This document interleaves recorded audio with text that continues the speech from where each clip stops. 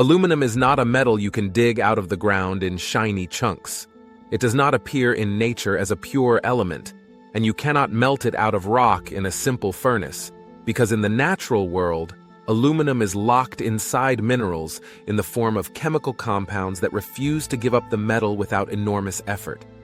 If you like similar educational content, please like, subscribe, and share the video with your friends. The primary source of aluminum is bauxite, a reddish or brownish ore that looks unimpressive at first glance, yet contains aluminum oxide mixed with iron, silica, and other impurities. Bauxite forms not in veins but in vast layers near the surface, created over millions of years in hot, humid climates where rocks slowly chemically weather into this aluminum-rich material. Mining bauxite is not deep underground mining. It is reshaping landscapes, removing entire layers of earth to reach the ore. But bauxite itself is not aluminum. It is a mixture, a raw chemical chaos. And the first stage of aluminum production is simple in goal, but complex in execution. Separate what we need from everything we don't. The rock is crushed into fine powder and treated with a hot, highly caustic solution that dissolves only the aluminum oxide while leaving unwanted materials behind. This is not melting. This is selective chemistry.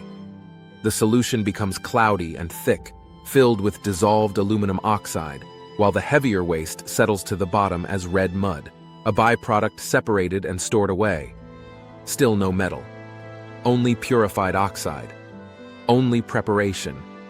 A crucial but incomplete step.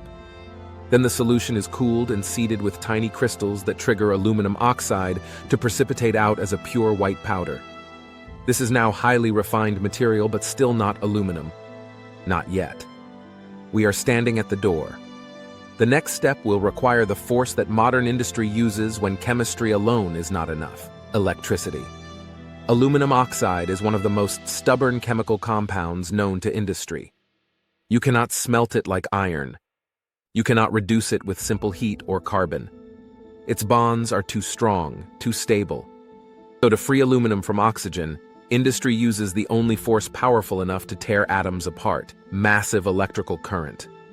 The purified white powder is fed into enormous electrolysis cells filled with molten cryolite, a mineral salt that lowers the melting point of the mixture and makes the entire process physically possible. Without cryolite, aluminum production would be nearly impossible. Inside this molten bath, aluminum oxide separates into ions, aluminum ions drifting one way, oxygen ions drifting the opposite way, all guided by a strong electric field that forces atoms to move where the process needs them.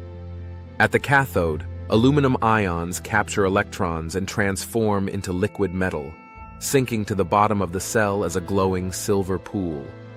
This is the first moment real aluminum exists. A metal born not from fire, but from electricity itself.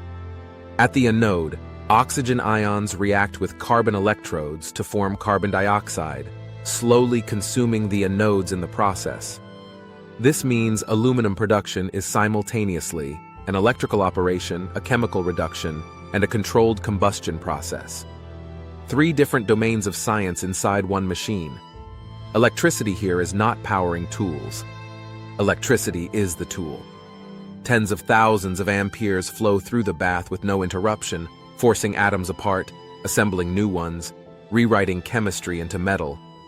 The molten aluminum is periodically tapped from the bottom, poured into molds and allowed to solidify into raw industrial ingots, not yet ready for aircraft, cars, or electronics, but undeniably, unmistakably metal.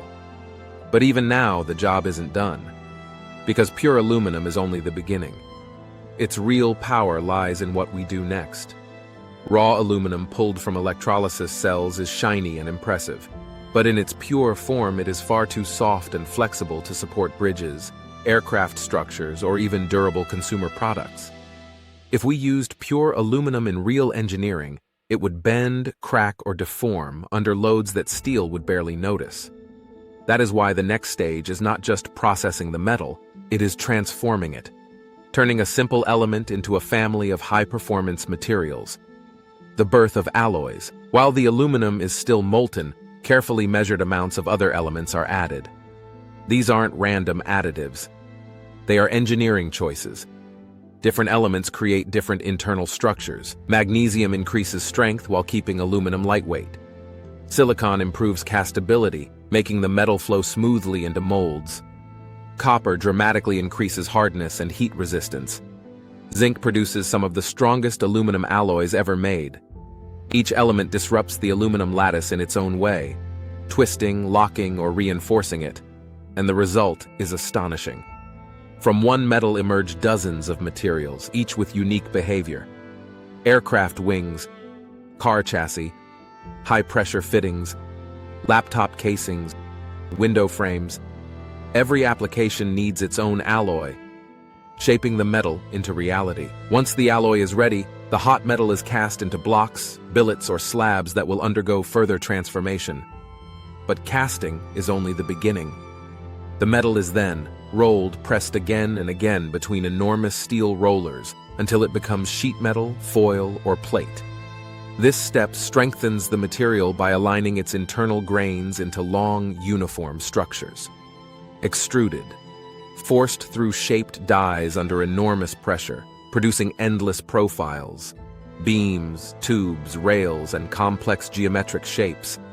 Every window frame and many structural components begin life this way. Forged, hammered, or pressed into shape while hot, creating extremely strong parts used in aerospace and automotive applications. Forging rearranges the grain structure so the metal becomes tougher and more resilient. Drawn, pulled through narrowing dies to form wires, cables, and thin rods used in electrical systems and lightweight mechanical parts. Each mechanical process alters not only the shape, but the crystalline orientation of the metal. Aluminum becomes not just a mass of atoms, but a structured, engineered material tailored to a specific purpose. Heat treatment, programming the metal. Finally, the alloy undergoes controlled heating and cooling cycles. This is where aluminum's true potential appears. Heat treatment can harden the metal, increase elasticity, relieve internal stresses, or boost resistance to fatigue.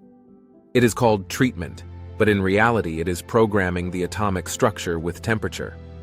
Atoms move into new positions, precipitates form, and microscopic structures evolve into stronger, more stable configurations. Without heat treatment, many aluminum alloys would be no more useful than soft metal sheets. With it, they become materials capable of surviving extreme loads, vibration, heat, and harsh environments. Surface protection, giving aluminum its finish. Even though aluminum naturally forms a protective oxide layer that prevents rust, industry often takes the material one level higher. Anodizing grows a thick, extremely hard protective film. Coating and painting add color, texture, or specialized resistance. Polishing and brushing refine the aesthetic finish for consumer products. Only after all these steps is aluminum ready to become the objects we interact with every day. But the story doesn't end here. Because unlike many materials, aluminum does something extraordinary. It can live forever. Aluminum is one of the few industrial materials on Earth that can be recycled indefinitely without losing its strength, its structure, or its identity. It does not degrade. It does not weaken. It does not transform into a lower quality version of itself. When most materials are recycled, they suffer. Plastic becomes more brittle. Paper loses fiber length. Steel requires major purification. But aluminum returns as strong as the day it was made. Why recycling aluminum is a miracle of modern industry. Producing aluminum from raw bauxite requires enormous energy. Tearing apart aluminum oxide bonds during electrolysis consumes vast amounts of electricity, so much that aluminum smelters often exist only near cheap energy sources. But melting already made aluminum? It takes around 5% of the original energy. That means recycling a single aluminum can saves enough energy to power a light bulb for hours.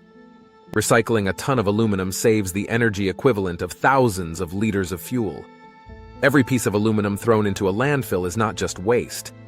It is wasted electricity, wasted potential, wasted engineering. An endless loop of rebirth. Used aluminum products are sorted, cleaned, and melted. Impurities float to the top and are skimmed away. The pure metal is cast again. and in minutes, something old becomes something entirely new. A discarded soda can become a part of an airplane, a structural beam, an automotive engine component, or the body of a laptop. A window frame can become a bicycle. A bicycle can become a spacecraft component. A spacecraft part can become a simple household tool. There is no permanent end, only transformation. A silent backbone of modern civilization. Without aluminum, the world would look fundamentally different. Our aircraft would be heavier and slower.